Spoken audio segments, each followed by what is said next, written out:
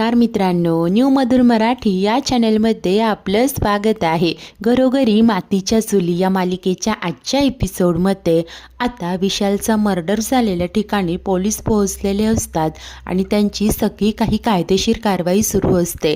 त्याचा फोन, इतर गोष्टी सर्व काही ते नीट तपासत असतात। तर क्राईम सीन झालेलं असतो, त्यामुळे तिथे लोकांची गर्दीही जमलेली असते। पोलीस मात्र त्यांचं काम करत असतात। कॉन्स्टेबल जेव्हा विशालचा बाजूला पडलेला मोबाईल इन्स्पेक्टर बोरकर यांना दाखवतो, ते तो मोबाईल पाहतात। त्यातील डायल केलेल्या नंबरचा फोटो क्लिक करतात आणि हा मोबाईल सील बॅगमध्ये ठेवा म्हणून सांगतात। त्यानंतर लगेचच लास्टला जो नंबर डायल झालेला असतो त्यावर ते कॉल करतात आणि इकडे जानकीच्या फोनची रिंग वाजते। ती असते हॉस्पिटलमध्ये ऋषीजवळ। ती कॉल रिसीव करते। इन्स्पेक्टर विचारतात की मी इन्स्पेक्टर बोरकर बोलतोय, आपण कोण? तेव्हा जानकी सांगते की मी जानकी रणदिवे, बोला ना सर, काय झालंय? तेव्हा इन्स्पेक्टर माहिती देतात की इथे विशाल नावाच्या एका व्यक्तीचा मर्डर झालाय आणि त्याच्या फोनवरनं लास्ट कॉल तुम्हाला केला गेलाय, त्यामुळे तुम्हाला चौकशीसाठी यावं लागेल। आता मात्र जानकी क्षणभर अवाक होते। त्यानंतर स्वतःला सावरत म्हणते की हरकत नाही सर, चालेल, आणि ती फोन कट करते। तर अवंतिका विचारते की वहिनी काय झालंय? तेव्हा जानकी म्हणते की अगं, नानांचा फोन ज्या व्यक्तीकडे होता त्याचा खून झालाय। त्याच्या फोनमध्ये शेवटचा डायल केलेला नंबर माझा होता, म्हणून पोलीस आता इथे चौकशीसाठी येत आहे। हे ऐकून ऋषी आणि अवंतीला तर धक्काच बसतो आणि अवंती म्हणते की काय सांगताय, म्हणजे त्याचा खून झाला म्हणून त्याने परत फोन नाही केला? आता पोलीस चौकशीसाठी तर येणार असतात। अवंतिका धीर देत सांगत असते की वहिनी, तुम्ही अजिबात घाबरू नका, जे काही झालंय ते खरं खरं सांगा। माहिती कदाचित त्यांच्या इन्व्हेस्टिगेशनमुळे आपल्यालाच मदत होईल। तेव्हा जानकीलाही ते पटत असतं। त्यानंतर थोड्याच वेळात पोलीस तिथे पोहोचतात आणि म्हणतात की जानकी रणदिवे, चला केबिनमध्ये या।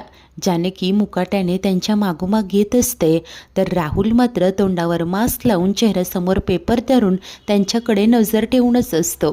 त्यानंतर जानकी व इन्स्पेक्टर एका रूममध्ये येतात। तेव्हा ते विचारतात की तुम्ही विशाल याला कसं ओळखता?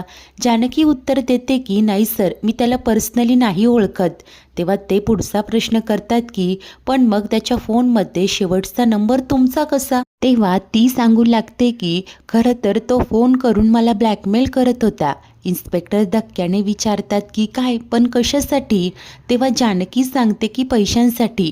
खरं तर नानांचा फोन त्याच्याकडे होता।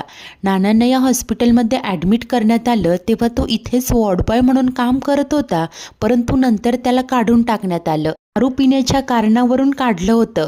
आम्हाला असं वाटत होतं की नानांचा फोन गहाळ झालाय, परंतु नंतर कळलं की तो तर विशालने चोरला होता। त्यानंतर जेव्हा विशालला कळलं की नानांचा फोन आम्हाला हवाय आणि तो आमच्यासाठी किती महत्त्वाचा आहे, तेव्हा त्याने फोन करून मला ब्लॅकमेल करायला सुरुवात केली। यासाठी तो 1 कोटी रुपये मागत होता। इन्स्पेक्टर रागाने म्हणतात की पण मग याची पोलीस कंप्लेंट का नाही केली? तेव्हा जानकी शांतपणे सांगते की मला भीती वाटत होती। खरं तर नानांचा खून का आणि कसा झाला याचा शोध मला घ्यायचा होता। हा फोन माझ्यासाठी शेवटचा पुरावा होता। जर का हा देखील हातून गेला असता तर मला रिस्क घ्यायची नव्हती, पण नंतर मी पोलीस कंप्लेंट करणारच होते सर, विश्वास ठेवा। तेव्हा इन्स्पेक्टर म्हणतात की ठीक आहे, परंतु नंतर जर गरज वाटली तर तुम्हाला पोलीस स्टेशनला यावं लागेल। जानकी सांगते की ठीक आहे, हरकत नाही। पुढे इन्स्पेक्टर बोलतात की बाय द वे, जो फोन विशाल देणार होता तो फोन कुठे आहे? जानकी सांगते की माहिती नाही, त्याच्याचकडे असेल। इन्स्पेक्टर सांगतात की नाही, त्याच्याकडे दुसरा कुठलाच फोन नव्हता। हे ऐकून जानकीलाही आश्चर्य वाटतं। तर इन्स्पेक्टर मात्र म्हणत असतात की असं तर नाहीये ना, तुम्ही तो फोन त्याच्याकडून काढून घेतला आणि पैसे द्यायला नको म्हणून त्याचा खून केला? घाबरूनच जानकी सांगते की मी कशाला त्याला मारेल? अहो, तो मला फोन देणार होता, मी पैसेही जमवले होते, पैशांची सगळी जमवाजमव झाली होती। मी असं कुणाचा खून करणं शक्यच नाही सर, असं ती पोटतिडकीने बोलते। तेव्हा इन्स्पेक्टर प्रश्न करतात की हे सगळं तुम्ही सिद्ध करू शकता का? नाही ना, आता विशालचा खून झालाय आणि त्यासाठी तुम्ही संशयित आहात। जानकी रणदिवे, ज्या अर्थी विशालच्या मोबाईलवरून शेवटचा कॉल तुम्हाला आला होता, त्या अर्थी पोलिसांचा संशय तुमच्याचवर आहे। तेव्हा जानकी पुन्हा एकदा सांगते की सर, असं काहीही नाहीये, मी सांगितलं ना तुम्हाला, चा काहीतरी गैरसमज होतोय, मी त्याचा खून का करेन, का असं वाटतंय तुम्हाला? तेव्हा इन्स्पेक्टर बोलतात की कारण तो तुम्हाला ब्लॅकमेल करत होता, तुमच्याकडे त्याचा खून करण्याचा मोटिव्ह होता. तर इतक्यात अवंतिका तिथे येते आणि म्हणते की sorry to disturb you sir, परंतु हे सगळं जेव्हा घडत होतं तेव्हा जानकी रणदिवे इथे आमच्यासोबत हॉस्पिटलमध्ये होत्या, हवं तर तुम्ही CCTV फुटेज चेक करू शकता. जानकी ही म्हणते की हो एक्झॅक्टली, मी CCTV फुटेज चेक करा. अहो मी त्या माणसाला पैसे द्यायला गेले होते, पण मला नर्सचा फोन आला की ऋषिकेशवर हल्ला झालाय, त्यामुळे मी ताबडतोब पुन्हा इथे परत आले. तर अवंतिका सांगते की जानकी वहिनी कुणाचा खून करणं शक्यच नाही. तेव्हा इन्स्पेक्टर बोरकर म्हणतात की हे बघा मॅडम, तुम्ही तर एक ॲडव्होकेट आहात आणि तुम्हालाही माहिती आहे कायद्याला पुरावे लागतात. तेव्हा अवंतिका सांगते की होय सर, आणि तो CCTV फुटेजच पुरावा आहे, म्हणून मी म्हणते आपण एकदा CCTV फुटेज चेक करूया. इन्स्पेक्टर म्हणतात की ठीक आहे चला, आणि ते CCTV रूमकडे जात असतात. तेव्हाच इकडे ऋषीला आता डिस्चार्ज मिळणार असतो, त्याने ड्रेस वगैरे चेंज केलेलं असतं आणि तो जानकीची वाट पाहत असतो की अजून कशी आली नाहीये, इतका वेळ चौकशी चालते का, असा विचार करत असतो. तिला कॉल करणार इतक्यात नर्स तिकडे येते. तेव्हा ऋषी नर्सला प्रश्न करतो की जानकी आली का, तिची चौकशी झाली का? तेव्हा ही नर्स सांगते की नाही अजून. झालंय असं की हॉस्पिटलचा जुना वॉर्डबॉय विशाल याचा खून झालाय, त्यासाठी जानकी मॅडमला जबाबदार धरलं जातंय. ऋषी रागानेच म्हणतो की काय, या सगळ्याचा तिच्याशी काय संबंध, तिला का जबाबदार धरलं जातंय? नर्स उत्तर देते की कारण विशालच्या फोनवरून शेवटचा कॉल जानकी मॅडम यांना गेला होता. ऋषी विचारतो की जानकी कुठे आहे? नर्स सांगते की त्या पोलिसांना CCTV फुटेज दाखवायला घेऊन गेले आहेत, परंतु तुम्ही कुठे चालले आहात? अजून तुमचे डिस्चार्जचे पेपर रेडी नाही आहे. ऋषी मात्र ऐकत नाही, सरळ तो बाहेर निघून जातो. त्याच वेळेला इकडे जानकी, अवंतिका आणि इन्स्पेक्टर CCTV रूमच्या बाहेर येतात. तर अवंतिका म्हणते की आता तरी तुमची खात्री पटली ना की जानकी वहिनी खून झाला तेव्हा इथेच हॉस्पिटलमध्ये होत्या? तेव्हा इन्स्पेक्टर बोलतात की ठीक आहे, आता तरी आमची खात्री पटली आहे, परंतु जर गरज पडली तर पुन्हा चौकशीसाठी यावं लागेल. का होकार देते, त्यानंतर पोलीस तिथून निघून जातात. इतक्यात जानकी समोरनं आलेल्या ऋषीला पाहते आणि विचारते की तुम्ही का आलात? अहो आराम करायचा ना. तर तो विचारतो की मला सांग इन्स्पेक्टर काय म्हणत होते? तेव्हा ती मात्र अतिशय दुःखी होऊन सांगते की त्यांना असं वाटतंय की विशालचा खून मी केलाय. तुम्हाला माहिती आहे ना ऋषिकेश, मी असं कधीच काही करणार नाही. कोणीतरी खुनी या नजरेने माझ्याकडे पाहतंय, मला सहन होत नाही आता. हो, हे सगळं आपल्या बाबतीतच का घडतंय? मी तर एक एक गोष्ट सॉल्व करण्याचा प्रयत्न करतेय, परंतु आणखी खोलात जाऊन अडकतेय असंच वाटतंय. असं वाटलं होतं की नानांचा फोन सापडेल, परंतु विशालचा खून झाला हो, का असं होतंय? असं बोलत ती खूप अपसेट होऊन रडायला लागते. तेव्हा अवंतिका तिला धीर देत म्हणते की वहिनी, अहो पोलीस फक्त त्यांचं काम करत होते, तुम्ही नका इतकं मनाला लावून घेऊ, प्लीज शांत व्हा. तर ऋषीही बोलतो की जानकी आम्हाला माहिती आहे ना, अगं तू स्वप्नातही असं काही करणार नाहीस. तो जानकीला शांत करतो, पुन्हा एकदा त्या वॉर्डमध्ये घेऊन येतो आणि खाली बसवतो. तेव्हा ती पुन्हा रडायला लागते आणि बोलत असते की हे सगळं काय होतंय ऋषिकेश, नानांचा फोनच शेवटचा पुरावा होता, त्या विशालचा खून झालाय, तो फोन कुठे असेल? त्यातही विशालच्या खुनाचा आरोप माझ्यावर आलाय, मला नाही हो हे सगळं सहन होते. तेव्हा आता ऋषी बोलतो की जानकी, अगं सगळ्याच गोष्टी आपल्या हातात नसतात. तर अवंतिका समजावते की हो वहिनी, आणि पोलीस तर फक्त संशय घेत होते, त्यांनी काय तुमच्यावर आरोप वगैरे नाही केला. असंही CCTV फुटेज दाखवून आपण सिद्ध केलंय ना तुम्ही इथेच होता, त्यामुळे नका टेन्शन घेऊ. आणि मला तर असं वाटतंय की ज्या व्यक्तींनी दादांवर हल्ला केला ना, त्यांनीच विशालचा खून केला असेल. जानकी डोळे पुसत सांगते की मला देखील हीच शक्यता वाटतेय. बघ ना, मी देवळात त्या माणसाला पैसे द्यायला गेले होते, परंतु त्याच वेळेला मला नर्सचा फोन आला, तेव्हाच इकडे ऋषिकेशवर हल्ला झाला. असं कसं होऊ शकतं? हा सगळा प्लॅन आहे, जेणेकरून विशाल जो फोन घेऊन येणार होता तो फोन माझ्या हाती लागूच नये. हे सगळं खूप मोठं कारस्थान आहे, असं जानकी सांगते. तेव्हा ऋषी मात्र म्हणतो की याचा अर्थ हे सगळं शर्वरीने केलंय. अवंतिका सांगते की मला वाटतंय की त्यांनीच हे केलंय. ऋषीचा मात्र खूप संताप होत असतो. तो बोलून दाखवतो की दिवसेंदिवस शर्वरी माझ्या नजरेतनं उतरत चालली आहे, आता तिला बहीण म्हणण्याचीही मला लाज वाटतेय. इतक्या खालच्या पातळीला जाऊन वागली ती. ते ऐकताच जानकी म्हणते की प्लीज ऋषिकेश सावरा स्वतःला. अवंतिका बोलते की वहिनी होय आणि तुम्हीसुद्धा, कारण तुम्हीच जर अशा खचलात ना तर दादांनाही याचा त्रासच होईल. आणि दादा वहिनी आता आपल्या सगळ्यांनाच खूप स्ट्रॉंग राहावं लागेल. You have to be strong. तेव्हा जानकी सांगते की होय अगदी खरं आहे, परत चला आता आपल्याला निघायला हवं. आणि इतक्यात नर्स येऊन डिस्चार्ज पेपरची फाईलही देऊन जाते. जानकी फाईल पाहत असते तेव्हा ऋषी मात्र म्हणतो की आता मी या सगळ्याचा जाब त्या शर्वरीला विचारणारच. तू जानकी सांगते की जर असं केलं तर शर्वरी वंश अलर्ट होतील. त्या खूप हुशार आहेत. आपल्याला काही झालं तरी त्यांना अलर्ट करायचं नाही आहे. खरं तर मी ज्या व्यक्तीकडून नानांचा फोन घेणार होते त्या व्यक्तीचा खून झाला, ही गोष्ट त्यांच्यापर्यंत पोहोचता कामा नये. तर फोन देणारा तो व्यक्ती कोणीतरी वेगळाच होता असंच त्यांच्यापर्यंत पोहोचायला हवं.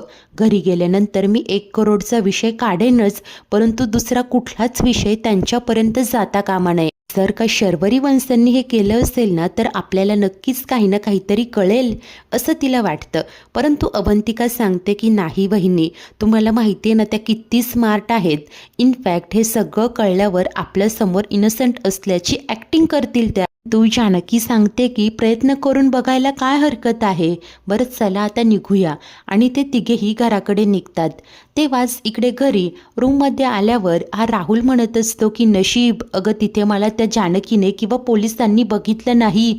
अगं पोलीस तिथे येताच सटकलो मी. ही शरू मात्र त्याच्याकडे पाहून हसायला लागते. म्हणते की इकडे बघ, अरे केवढा घाबरलाय तू, एवढा घाबरतोस तू. तेव्हा आता तो रागाने बोलतो की काय गं हसायला येतंय का, इथे तू लोकांचे मुद्दे पाडत राहणार आणि जर पोलिसांनी मला आत टाकलं तर मी नवरा आहे तुझा आणि या सगळ्यात मी अडकलो असतो तर तुला हसायला येतंय. आणि काय हे सगळं करून काय उपयोग झाला, तो फोन मिळाला का. तेव्हा ती मात्र रागाने म्हणते की नाही ना. तर हा राहुल वैतागत बोलत असतो की आता जर का तो फोन जानकीच्या हाती लागला तर. तेव्हा ही शरू रागानेच बोलून दाखवते की जर तो फोन तिच्या हाती आला ना तर मी तिलाही मारून टाकेन. तेव्हा राहुल सांगतो की शर्वरी, अगं भानावर ये, अजून किती लोकांना मारणार आहेस तू. अगं गोष्टी पेशंटली हँडल करायला शिक. माणसाला मारून तू खूप मोठी चूक केली आहेस. निदान आधी त्याच्याकडून तो फोन तरी काढून घ्यायचा ना. तेव्हा शरू सांगू लागते की अरे हो, मी तेच करायला गेले होते. मला असं वाटलं की फोन त्याच्याचकडे असेल, कारण तो तर जानकीलाच भेटायला आला होता ना. हा राहुल बोलतो की अगं पण तो फोन तर मिळालाच नाही ना. मी सगळं नीट केलं असतं. जरी तो फोन जानकीच्या हाती गेला असता तरी तिच्याकडून नीट काढून घेतला असता. पण नाही, तुझा माझ्यावर विश्वासच नव्हता, म्हणूनच तर तू स्वतः जानकीचा पाठलाग केलास. शर्वरी, त्या माणसाचा खून करण्याची काही एक गरज नव्हती, कळलं. असं तो आता रागाने बोलून तिची चांगली कानउघडणी करत असतो. शरू मात्र गप्पच राहते. आणि त्याच वेळेला इकडे बाहेर जानकी ऋषीला घेऊन आलेली असते. सावकाश असं म्हणत ती त्याला आतमध्ये आणते. खाली दोघेही बसलेले असतात. अवंतिका त्यांच्यासाठी पाणी आणते. आणि इतक्यात सुमित्रा पुढे येते. ऋषीला म्हणते की जरा उठ. तो विचारतो की काय झालंय.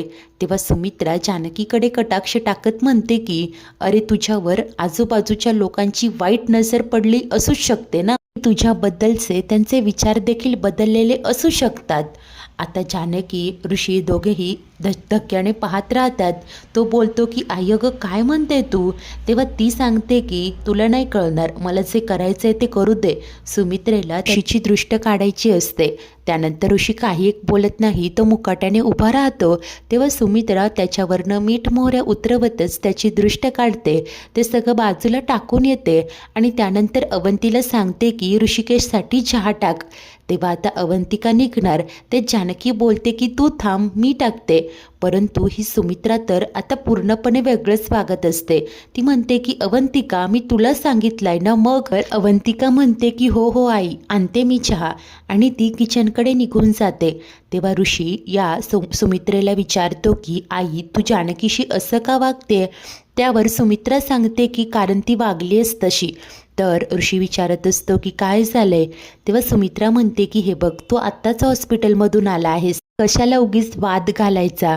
तेव्हा ऋषी म्हणतो की आई, मी फक्त एक साधा प्रश्न विचारला आणि तू जर याचं उत्तर दिलं नसलं ना तरी मला माहिती आहे तू जानकीशी असं का वागते. अगं तुलाही असंच वाटतंय का जानकीने माझ्यावर तो हल्ला केला असेल?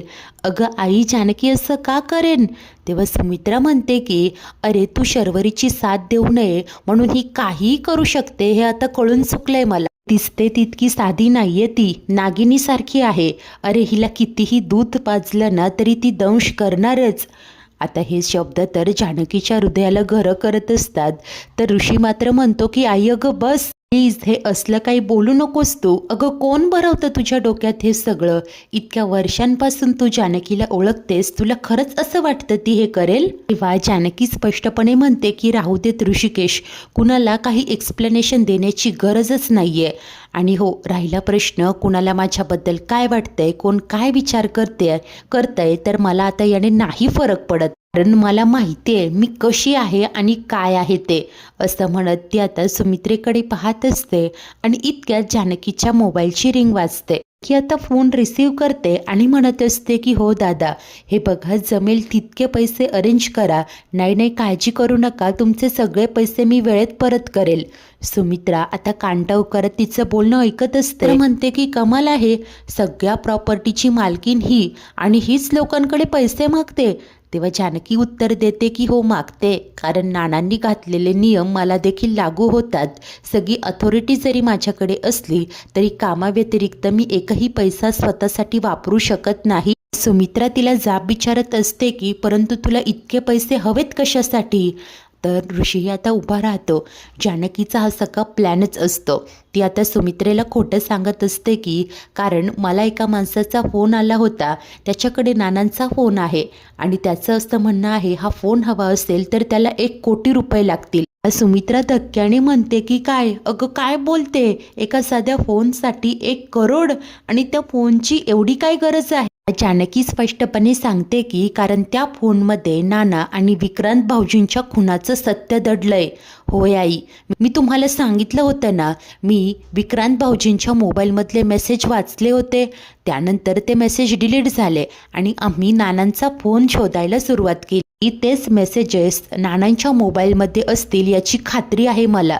जेव्हा ते मेसेज सर्वांसमोर येतील ना तेव्हा सत्य देखील समोर येईल. आता बाहेरचा हा सगळा आवाज ऐकून शर्वरी आणि ऐश्वर्या देखील तिकडे आलेल्या असतात. मित्रा मात्र पुरती गोंधळून साथ ऐकत असते. तेव्हा जानकी सांगत असते की होय, मी खोटं बोलत नव्हते हे याने सिद्ध होईल. आपल्या घरात जी चोरी झाली ती कोणी आणि कशी का केली ते देखील कळेल. आजी शरू लगेच आव आणत म्हणते की काय कसलं सत्य? अगं तुला आता आणखी काय सिद्ध करायचंय ग? तेव्हा जानकी उत्तर देते की सत्य समोर आल्यावर सगळंच सिद्ध होईल, परंतु कोणीतरी ते सत्य मुद्दामहून लपवून ठेवलंय. आता ते बाद सुमित्रा म्हणते की काय कोणीतरी म्हणजे? अगं कोणीतरी म्हणजे काय, बोल ना. आता काय शर्वरी लगेच म्हणते की आई अगं म्हणजे मीच ना. अगं हिला अजूनही माझ्यावरच संशय आहे. तिथे कोर्टात सगळं सिद्ध झालंय. विक्रांतने नानांचा खून केला, नंतर मी डिफेन्ससाठी त्याला मारलं वगैरे, परंतु हिचं मात्र अजून तेच. काय प्रॉब्लेम आहे? आणखी आता काय वेगळं सिद्ध करायचं राहिलंय ना, मला तर काही कळतच नाहीये. बोलत शर्वरीची आता नाटकं सुरू असतात. जानकी मात्र अतिशय रागाने तिच्याकडे पाहत असते आणि लुक देत असते. तर आता मित्रांनो आजचा एपिसोड तर इथेच संपतो. पुढील भागात सुमित्राबाई जानकीला म्हणतात की एक गोष्ट लक्षात ठेव, या घरचा पैसा प्रॉपर्टी यावर सगळ्यांचा हक्क आहे, त्यामुळे आता तू सरळ वाटण्या करून टाक. तेव्हा जानकी स्पष्टपणे सांगते की ते मी नाही करू शकत. त्यावर सुमित्रा म्हणते की जर का तुला यापुढे असाच आडमुठेपणा करायचा असेल ना तर मग आपण कोर्टातच भेटू. दुसरीकडे आता काय जानकीने मारलेलं तीर बरोबर निशाण्यावर लागलेलं असतं.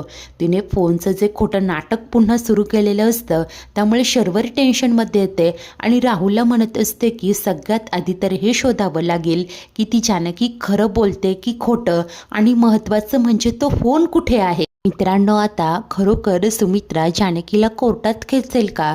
शर्वरी आणि राहुलच्या हाती तो फोन लागेल का? शर्वरी आता तो फोन मिळवण्याच्या नादात काही चूक करेल आणि जानकीच्या जाळ्यात अडकेल का? सर्वच काही पाहणे खूप उत्सुकतेचे ठरेल. अशाच नवनवीन भागांच्या डेली अपडेट्ससाठी आपल्या न्यू मधुर मराठी या चॅनलला नक्की सबस्क्राईब करा. धन्यवाद.